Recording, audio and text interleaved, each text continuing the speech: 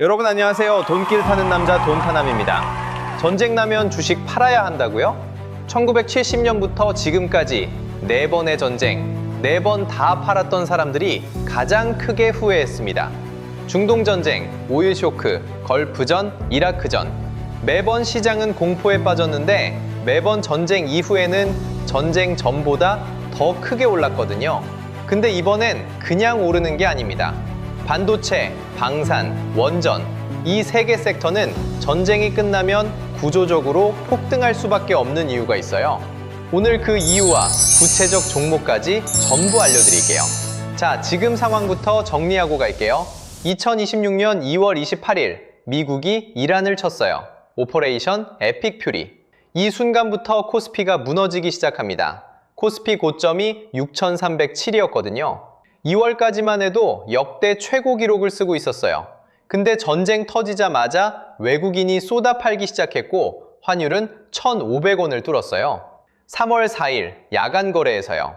이게 글로벌 금융위기 이후 17년 만입니다. 2008년 리먼 브라더스 터졌을 때 이후로 처음 보는 환율이에요. 그러니까 불안한 거 당연합니다. 내 계좌 보면 매일 빠지고 뉴스 틀면 전쟁이고 호르무즈 해협 봉쇄됐다고 하고 환율은 역대급이고 이거 더 빠지는 거 아니야? 지금이라도 팔아야 하나? 이 생각 드는 거 정상이에요. 나라도 그렇게 생각할 거예요. 근데요, 여기서 진짜 중요한 걸 하나 알아야 해요. 외국인이 팔았다고 해서 한국 주식이 나쁘다는 뜻이 아닙니다. 이걸 모르면 지금 상황을 완전히 잘못 읽게 돼요. 외국인이 왜 팔았는지 그 이유를 알면 공포가 확 줄어들거든요. 쉽게 말하면요, 외국인 매도는 2가지 이유예요. 하나는 전쟁 리스크 때문에 아시아에서 돈을 빼서 미국 안전자산으로 옮기는 거. 전쟁 나면 달러가 강해지니까 신흥국에 있던 돈을 미국 국채로 피신시키는 거야. 이건 한국이 나빠서가 아니라 전쟁 나면 무조건 하는 행동이에요. 일본이든 대만이든 똑같이 빠져요. 2번째가 더 중요한데 기계적 리밸런싱이라는 겁니다. 이게 뭐냐면요, 외국인이 한국 주식 살 때 쓰는 묶음 상품이 있어요. EWI ETF라는 건데 이 ETF가 따르는 규칙이 있거든요. MSCI 코리아 25-50 지수라는 건데 여기에 삼성전자 비중이 최대 25%까지밖에 못 들어가게 돼 있어요. 삼성 주가가 오르면 비중이 25%를 넘어가니까 규칙 위반이 되잖아요. 그러면 자동으로 팔아야 돼요. 기계적으로. 삼성전자가 좋든 싫든 상관없이. 그러니까 자동 판매기에서 기계적으로 뽑혀나가는 거예요. 삼성전자 실어서 파는 게 아니라 규칙상 팔 수밖에 없는 구조인 겁니다. 이건 삼성전자의 가치 판단이 아니라 그냥 수학 문제예요. 코스피에서 외국인 지분율이 36에서 38%나 되거든요. 전체 시장의 3분의 1 이상을 쥐고 있는 사람들이에요. 이 사람들이 기계적으로 팔면 당연히 시장이 흔들려요. 근데 이건 한국 주식의 가치가 떨어져서 빠진 게 아닙니다. 기계가 규칙대로 움직인 거예요. 그럼 진짜 문제가 뭐냐? 진짜 문제는 이게 처음이 아니라는 거예요. 1970년부터 지금까지 4번의 전쟁, 4번 다 똑같은 일이 반복됐습니다. 전쟁 터지고, 외국인 팔고, 시장 빠지고. 근데 그 다음에 뭐가 왔는지 이걸 아는 사람이 별로 없어요. 역사를 한번 보겠습니다. 1970년대. 오일 쇼크 터졌을 때 기억나요? 아랍 산유국들이 석유를 무기로 썼어요. 우리 석유 안 팔겠다. 이 한마디에 전 세계가 패닉에 빠졌거든요. 미국 증시도 곤두박질 쳤어요. 1974년에 저점을 찍었습니다. 그때 분위기가 어땠냐면요. 이번엔 진짜 다르다. 세계 경제 망하는 거 아니냐. 이런 말이 넘쳤어요. 지금이랑 똑같죠? 근데 그 다음에 뭐가 왔냐? 강한 상승 전환이 왔어요. 공포가 극에 달했을 때 판 사람들은 그 바닥이 저점이었다는 걸 나중에야 깨달은 거예요. 팔고 나서 시장이 올라가는 걸 지켜봐야 했던 거야. 그 다음 걸프전 1990년에서 91년 이라크가 쿠웨이트를 침공했을 때 시장이 어떻게 됐냐면 개전 직후에 하락했어요. 당연하죠. 전쟁이니까. 중동 전체가 불바다되는 거 아니야? 이런 공포가 퍼졌고 유가도 폭등했거든요. 근데 종전되자마자요. 코스피가 급등했습니다. 전쟁 전보다 더 크게 올랐어요. 공포에 판 사람들은 바닥에서 주식을 넘긴 셈이 된 거야. 3번째, 이라크전 2003년. 미국이 이라크 쳤을 때도 마찬가지예요.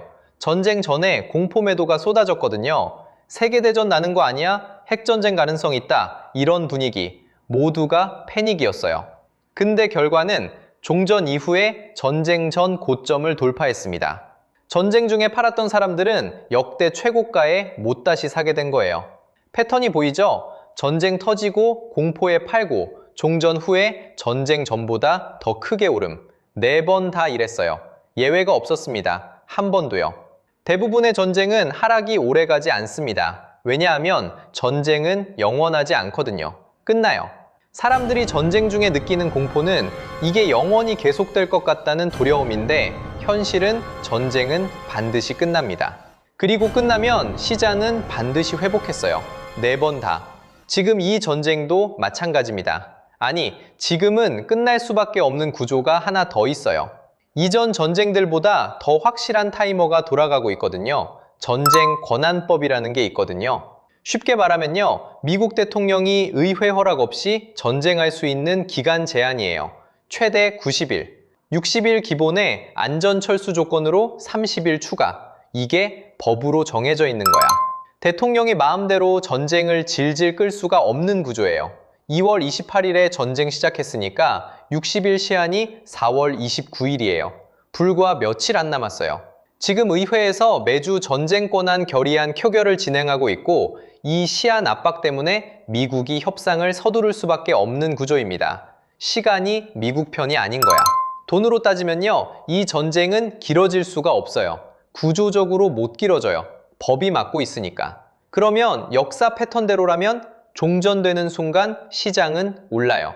4번 다 그랬으니까. 실제로 코스피가 지금 6,300선 재돌파를 시도하고 있거든요. 시장은 이미 전쟁 악재 소멸을 기대하고 움직이기 시작한 거예요. 전쟁 중에 판 사람들이 가장 크게 후회한 이유가 이거예요. 공포에 팔면 그게 저점이거든요. 바닥에서 파는 거야. 그리고 전쟁 끝나고 시장이 올라갈 때 다시 사려면 더 비싼 가격에 사야 해요. 전쟁은 주식시장의 세일 기간이에요. 모두가 공포에 팔 때 그때가 역사적으로 최고의 매수 타이밍이었다는 거죠. 백화점 세일 때 사람들 줄 서잖아요. 주식시장에서는 세일하면 오히려 다들 도망가요. 그게 기회가 되는 거예요. 역사가 이렇다는 건 알겠어요. 근데 이번엔 진짜 다른 게 하나 있어요. 한국 기업들의 실적이 역대 최대라는 겁니다. 이전 전쟁들은요, 그냥 전쟁 끝나서 올랐다 이거였거든요. 공포가 해소되니까 자연스럽게 회복된 거예요. 말 그대로 원래 자리로 돌아온 거야. 근데 이번에는 달라요. 전쟁 때문에 주가가 눌려있는 건 맞는데 그 밑에 깔려있는 실적이 역대 최대입니다. 이 차이가 엄청나요. 이전에는 공포 해소 회복이었다면 이번에는 공포 해소 회복 플러스 실적 폭발이 겹치는 거예요. 스프링이 눌려있는데 그 스프링 자체가 예전보다 훨씬 강한 거야. 삼성전자 2026년 1분기 영업이익 57조 2천억 원. 이게 얼마나 큰 숫자냐면요. 삼성전자가 작년 2025년에 1년 동안 번 돈이 43조 6천억이에요. 12개월 동안 벌어들인 돈이요. 근데 올해는 한 분기에 3개월 만에 57조를 벌어버린 거야. 1년치를 한 분기에 넘어선 거예요. 이런 적 없었어요. 2분기 전망은요. 70조 9천억. 더 올라요. 미래에셋증권 추정인데 1분기보다 13조나 더 버는 거예요. 연간으로 치면 300조 원 돌파가 전망되고 있습니다. 삼성전자 하나가 1년에 300조를 번다고요. 이게 말이 되는 숫자예요. 왜 이렇게 잘 버냐고요? 메모리 반도체 가격이 대란이 났어요. D램 고정거래 가격이 분기 대비 40에서 95%씩 급등했거든요. 쉽게 말하면요, 대량 구매 고객한테 몇 달 단위로 정해놓는 가격이 있어요. 삼성이 대기업 고객이랑 분기마다 협상해서 정하는 가격인데 이게 한 분기 만에 거의 2배 가까이 뛴 겁니다. PC 가격도 15에서 20% 오를 거라는 전망이 나올 정도예요. 이런 적 거의 없어요. 이유가 뭐냐면 AI 때문이에요. AI 컴퓨터가 쓰는 초고속 메모리, HBM이라는 게 있는데 이 HBM 수요가 폭발하니까 삼성이랑 SK하이닉스랑 마이크론, 전 세계에 메모리 만드는 회사가 이 3개밖에 없거든요. 이 3회사가 전부 HBM 만드는데 생산 라인을 집중한 거예요. 근데 그러다 보니까 일반 컴퓨터에 들어가는 범용 D램은 만들 여력이 없어진 거야. 공장 라인은 한정돼 있으니까. HBM 만들면 범용 디램을 못 만들어요. 없어서 못 파는 상황이 된 거예요. 허니버터 칩 기억나죠? 허니버터 칩이 너무 잘 팔려서 그 과자 만들려고 다른 과자 라인을 돌렸더니 다른 과자도 없어서 못 파는 상황이 된 거랑 똑같은 구조예요. 잘 팔리는 거 만들려고 공장을 돌리면 다른 것도 귀해지는 거야. 그래서 둘 다 가격이 오르는 구조. 그리고 하나 더 있어요. 삼성전자가 테슬라랑 반도체 위탁 생산 계약을 맺었거든요. 22조 7천억 원 규모의 8년 5개월짜리 장기 계약이에요. 텍사스 새 공장에서 테슬라 AI 칩을 생산합니다. 삼성전자 사상 최대 규모의 파운드리 계약이에요. 8년 동안 안정적으로 돈이 들어오는 구조가 만들어진 거야. HBM 시장 자체도 2026년에 546억 달러 전망이에요. 전년 대비 58% 성장. 올해 2분기부터는 HBM사 출하도 본격화되거든요. AI가 전기를 먹듯이 HBM을 먹고 있는 거예요. 그리고 빅테크 사사가 AI 인프라에 쏟아붓는 돈이 966조 원이에요. 5년 안에 연간 1조 달러를 투자하겠다는 거야. 이 돈이 전부 반도체 수요로 이어져요. 돈으로 따지면요, 실적은 역대 최대인데 주가는 전쟁 때문에 눌려 있어요. 이 괴리가 바로 기회입니다. 삼성전자가 설비 투자와 R&D에만 110조 원 이상을 쏟아붓고 있어요. 역대 최대, 전년 대비 22% 증가. 회사 스스로가 앞으로 더 벌 수 있다고 판단하고 있는 거예요. 노무라증권이 SK하이닉스 목표가를 193만 원으로 올렸고 삼성전자도 다수증권사가 목표 주가 25만 원에서 30만 원을 제시하고 있어요. 지금 가격이랑 비교하면 상당한 상승 여력이 있다는 뜻이죠. 반도체만 되는 게 아닙니다. 전쟁이 끝나면 구조적으로 폭등할 수밖에 없는 섹터가 두 개 더 있어요. 두 번째 섹터, 방산입니다. 방산은 지금 숫자만 보면 바로 이해가 돼요. K방산 2026년 수출 전망 377억 달러. 돈으로 따지면요, 56조 6천억 원입니다. 업계에서 퀀텀 점프라는 말까지 나왔어요. 그냥 많이 오른 게 아니라 차원이 바뀐 겁니다. 방산 4사, 한화에어로스페이스, 현대로템, KAI, LI진 X1. 이 네 회사에 아직 납품 안 한 주문 밀린 금액이 100조 원을 넘었어요. 전년 대비 426% 증가, 4배가 넘게 주문이 쌓인 거예요. 이게 무슨 뜻이냐면 지금 당장 신규 수주가 하나도 안 들어와도 몇 년은 일감이 밀려 있다는 거야. 실적이 보장된 구조인 거죠. 왜 이렇게 몰리냐고요? 구조가 이래요. 미국이 이란이랑 전쟁하면서 무기를 다 써버렸어요. 호르무즈 해협 봉쇄하면서 미사일, 폭탄 전부 소진하고 있는 거예요. 근데 유럽은 지금 재무장을 해야 하는 상황이거든요. 러시아 위협은 여전하고 나토 방위비 증액 압박도 거세지고 있으니까. 미국한테 사고 싶어도 미국 공급이 안 돼요.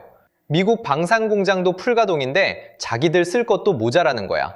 그러면 어디로 주문이 몰리겠어요? 한국입니다. 쉽게 말하면요, 목마른 사람들이 물을 찾아왔는데 미국이라는 큰 우물이 말라버린 거예요. 한국이라는 우물만 물이 나오니까 줄을 서는 겁니다. 근데 한국 무기가 싸기만 한 게 아니에요. 천궁-2. 이게 한국이 만든 방공미사일인데 실전 명중률 96%예요. UAA에서 실전 배치해서 60발 넘게 쐈는데 96%를 마친 거야. 실전에서. 훈련장이 아니라 진짜 전쟁에서요. 이 실적 하나로 줄줄이 수출이 터졌어요. UAA 4조 1천억, 사우디 4조 3천억, 이라크 3조 7천억, 연속으로. 한 발 팔 때마다 조 단위인 거예요. 거기에 노르웨이, 나토 국가가 한화에어로스페이스 천무를 2조 8천억에 샀어요. 나토 국가가 한국 무기로 전환했다는 거. 이게 무슨 의미냐면 유럽 전체가 한국 무기 시장의 보객이 된 겁니다. 한 나라가 바꾸면 옆 나라도 바꿔요. 호환성 때문에. 탄약, 부품, 정비 체계를 통일해야 하니까요. 기업별로 보면요, 한화에어로스페이스 기대수주 23조 3천억, 현대로템 23조 2천억, KAI 6조 5천억, LI진 X1 3조 6천억, 방산 4사 합산 영업이익만 6조 6천억 원, 사상 최대예요. 쉽게 말하면요, 미국이 총알을 다 쓴 상황에서 유럽이 무기 어디서 살 수 있어? 라고 하는데 한국이 여기요 하고 손든 거예요. 이 구조가 바뀔 이유가 없어요. 전쟁이 끝나도 유럽 재무장 수요는 계속됩니다. 나토 방위비 목표치를 높인 이상 앞으로 몇 년간 무기 주문은 계속 늘어날 수밖에 없어요. 방산까지 했고요. 근데 이것보다 더 놀라운 섹터가 하나 남았습니다. 이건 전쟁이랑 상관없이 오르는 구조예요. 세 번째 섹터, 원전입니다. 원전이 전쟁이랑 무슨 상관이냐고요? 두 가지가 동시에 터졌어요. 첫 번째, AI 전력 수요 폭발. 빅테크 사사가 AI 인프라에 쏟아붓는 돈이 합산 966조 원이에요. 5년 안에 매년 1조 달러씩 투자할 거라는 전망까지 나오고 있어요. AI가 뭘로 돌아가요? 전기입니다. 엄청난 양의 전기가 필요해요. 데이터 센터 하나가 중소도시 하나 전체 전력량을 먹어요. 이게 수십 개, 수백 개씩 지어지는 거예요. 돈으로 따지면요, 매년 1조 달러어치 AI 인프라가 깔리는데 그 전기를 공급해야 하는 거예요. 태양광, 바람, 이 규모를 감당할 수 있는 에너지원은 원전밖에 없어요. 물리적으로 불가능한 규모입니다. 두 번째, 전쟁 때문에 중동에서 원유가 빠져나가는 병목 바닷길, 호르무즈 해협이 봉쇄됐어요. 원유 공급이 불안해진 거죠. 기름값이 흔들리면 공장도 흔들리고 전기요금도 흔들려요. 그러면 원유를 대체할 안정적인 에너지가 뭐냐? 원전이에요. 한번 가동하면 연료 교체 없이 1, 2년은 돌아가니까. 이 두 가지가 합쳐지니까 원전은 이중 드라이버를 갖게 된 겁니다. 전쟁 수혜, 풀서, AI 수혜. 둘 중 하나만 있어도 오르는 구조인데 둘 다 동시에 터진 거예요. 근데 여기서 진짜 중요한 포인트가 있어요. 방사는 전쟁이 끝나면 주문이 줄 수도 있어요. 물론 유럽 재무장 수요가 있지만 긴급 발주 물량은 빠질 수 있거든요. 근데 원전은 AI가 전기를 먹는 한 계속 수요가 늘어나요. 전쟁은 촉매를 붙여준 거지 본질은 AI 전력 수요입니다. 전쟁이 끝나도 AI는 안 멈추거든요. 오히려 더 빨라지죠. 한국은 원전 기술 경쟁력이 있어요. 두산 에너빌리티, 한전, 이 기업들이 글로벌 원전 르네상스에 직접 수혜를 받는 구조예요. 원전 하나 짓는데 수조 원이 들어가는데 한국은 UAA 바라카 원전 건설로 실적을 증명한 나라거든요. 쉽게 말하면요, 방산이 전쟁 특수라면 원전은 시대 특수예요. AI 시대가 계속되는 한 원전 수요는 구조적으로 늘어날 수밖에 없습니다. 자, 세 개 섹터를 다 봤는데요. 반도체, 방산, 원전. 여기서 진짜 중요한 건 따로 있습니다. 아무 종목이나 사면 되는 게 아닙니다. 세 개 섹터 다 좋아 보이죠? 근데 지금 당장 아무 종목이나 사면 되느냐? 아닙니다. 첫째, 전쟁 종료 시점은 아무도 몰라요. 대통령이 의회 허락 없이 전쟁할 수 있는 기간 제한이 최대 90일인데 4월 29일경이 60일 시한이에요. 이게 단서이긴 한데 확실하진 않습니다. 협상이 길어질 수도 있고 빨리 끝날 수도 있어요. 둘째, 같은 섹터 안에서도 종목별 차이가 커요. 실적이 진짜 터지는 기업이 있고 그냥 테마만 타고 올라간 기업이 있어요. 테마주는 전쟁 끝나면 바로 빠집니다. 실적 기반 종목만 살아남아요. 셋째, 환율. 지금 1,500원대잖아요. 증권사 전망이 1,410원에서 1,540원 범위인데 이게 사실 외국인 복귀할 때 추가 수익 요인이 될 수 있어요. 환율 떨어지면서 원화 가치 오르면 외국인 입장에서 한국 주식 수익률이 더 좋아지니까요. 근데 그 전까지는 변동성이 크다는 거. 넷째, 한 번에 몰빵 금지, 분할 매수, 시간을 나눠서 사야 해요. 지금 바닥인지 아닌지 아무도 모르거든요. 골드만삭스 코스피 목표가 8,000, 하나증권 7,870, JP모건 8,500, 상단 여력은 충분해요. 근데 이 사람들도 틀릴 수 있습니다. 전문가라고 해서 맞는 게 아니에요. 그래서 정리하면 이래요. 방향은 맞다. 반도체, 방산, 원전. 구조적으로 오를 수밖에 없는 이유가 있다. 근데 타이밍은 분산하고 종목은 실적 기반으로 골라야 한다. 무작정 사는 게 아니라 전략적으로 접근하는 거예요. 4번의 전쟁이 증명했습니다. 공포에 팔면 후회합니다. 반도체, 방산, 원전. 이 세 개 섹터는 전쟁 종료 후 구조적으로 오를 수밖에 없는 이유가 있어요. 다만 아무 종목이나 되는 건 아니니까 실적 기반으로 골라야 합니다. 오늘 내용이 도움이 됐다면 구독, 좋아요 한번 눌러주시고 주변에 지금 팔아야 하나 고민하는 투자자분 있으면 공유해주세요.